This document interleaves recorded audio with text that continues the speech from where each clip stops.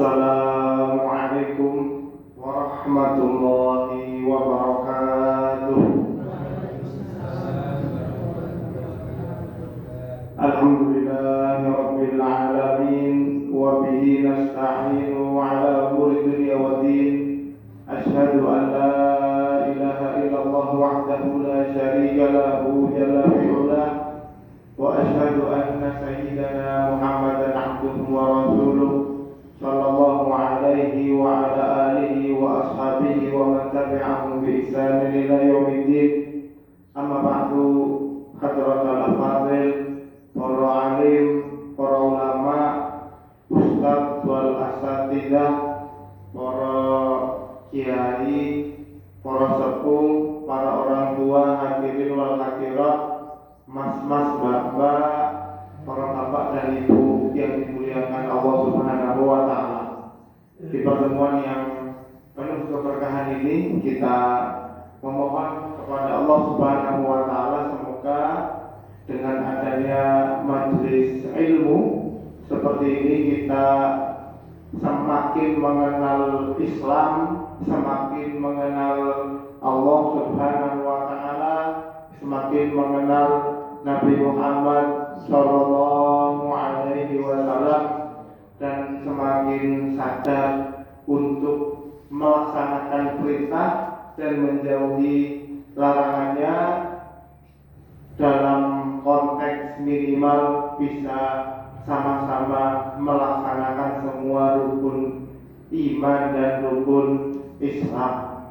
Rukun Islam yang 5 yaitu bersyahadat, menyaksikan Allah Subhanahu wa taala benar-benar Tuhan yang paling layak disembah, mengakui bahwa Nabi Muhammad sallallahu alaihi wasallam adalah nabi terakhir yang Allah utus, menegakkan sholat, menunaikan zakat, menjalankan ibadah puasa, dan berangkat haji atau umroh bagi yang mampu.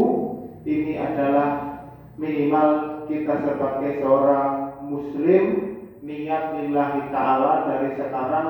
Moga-moga Allah mudahkan sholat kita, Allah mudahkan ibadah zakat puasa kita, sebagaimana juga Allah mudahkan kita dan keluarga untuk berangkat haji dan umrah.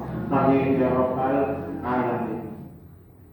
Sengaja pertemuan kita pagi ini, walaupun ini pertemuan perdana, bagi saya pribadi, saya izin ke panitia untuk menyampaikan tafsir secara global, secara umum tentang surat Al-Hajj.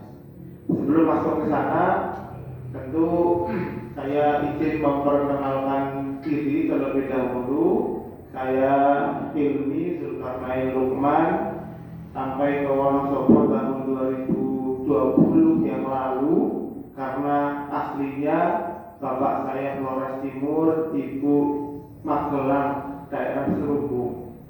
Sampai di Wonosobo ini setelah perjalanan saya mengenyam pendidikan di pondok pesantren di daerah Surakarta, kemudian melanjutkan kuliah ke Timur Tengah, ke negara Sudan, mengambil program spesial tafsir, spesialis ilmu Quran dan tafsir. Setelah selesai S1 lalu pulang ke Wonosobo karena diajak teman dulu dari pesantren dan bersama-sama ke Sudan untuk merintis pesantren yang hari ini kita asuh di Kecamatan Kaligajah. Terus pernah hadir di beberapa momen di sekitar sini bersama Pak Haris juga dan jamaah lain yang juga sudah pernah bertemu. Di pesantren kita mengajarkan santri-santri tentang Al-Quran dan bahasa Arab setingkat SMP dan SMA. Ada juga program setingkat SD yang sengaja kita daftarkan ke program SKB Wonosobo yang nantinya biar kurikulum Quran kemudian bahasa Arab bisa tersampaikan secara maksimal. Tahun 2026 ini berarti tahun ke-6 saya di Wonosobo. Mungkin ada yang sudah pernah bertemu, ada yang baru pertama kali.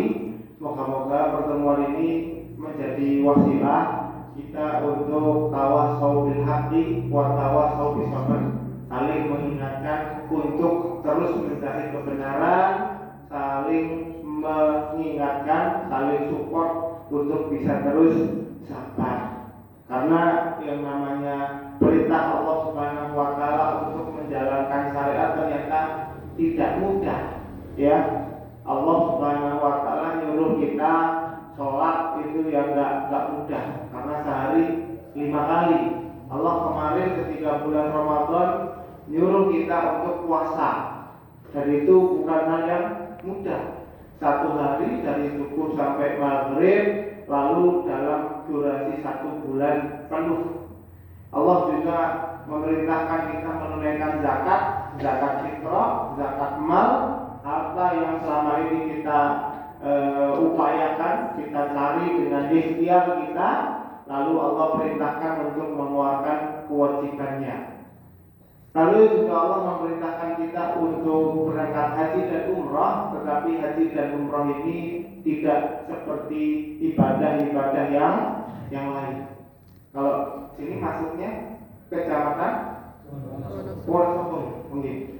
Kan kalau sholat, kalau zakat, kalau puasa, insya Allah di Wonosobo masih bisa. Tapi kalau untuk haji dan umrah itu bisanya cuma niat. Di Wonosobo baru bisa niat. Bismillah niat haji, Bismillah niat umrah, mulai nabung sedikit demi sedikit. Adapun niat itu kemudian diterima Allah kalau sudah sampai melewati mikot.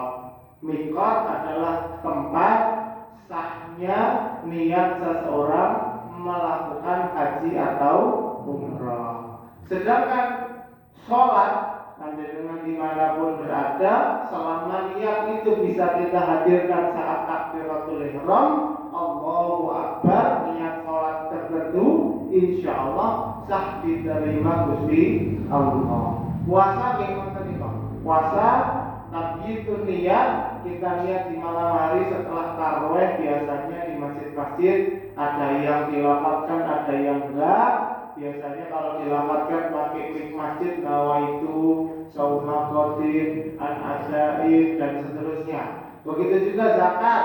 Kapan niatnya zakat? Zakat niatnya waktu diserahkan langsung, kalau tidak lewat panitia. Kalau nitip panitia jadi wakilnya, ya berarti saat diserahkan kita niat untuk menitipkan zakat agar ditunaikan. Berbeda dengan haji dan umrah, maka niat itu diterima Allah kalau sudah sampai mikot. Untuk sampai ke mikot butuh biaya. Untuk sampai ke mikot butuh tenaga, butuh sehat, butuh kesempatan. Di Wonosobo kemarin saya tanya, katanya ngantrinya 30. Kalau yang kemarin 13. Oh 13. Kali ini? Sekarang lebih. Masya Allah 30-an gitu ya. Oh berarti yang saya tanya kemarin dari sekarang sudah 30-an. Jadi kalau bukan karena memang itu rezeki, panggilan dari Allah Subhanahu wa taala kok ya hampir-hampir putus asa. Tapi dengan segala optimisme, husnudzon, kita ingat Allah Subhanahu wa taala tidak mungkin, la yukallifullahu nafsan illa wus'aha. Surat Al-Baqarah, akhir dari surat Al-Baqarah 286, bahwa tidak mungkin Allah membebani seseorang di luar kemampuannya. Maka kita hanya kemudian diberikan kesempatan untuk menyiapkan kemampuan. Lewat majelis ini, lewat kemudian kita silaturahim, kita saling menguatkan, moga-moga seumur hidup ini Allah berikan kita kemampuan untuk bisa haji dan umrah. Allahumma amin ya rabbal alamin. Materi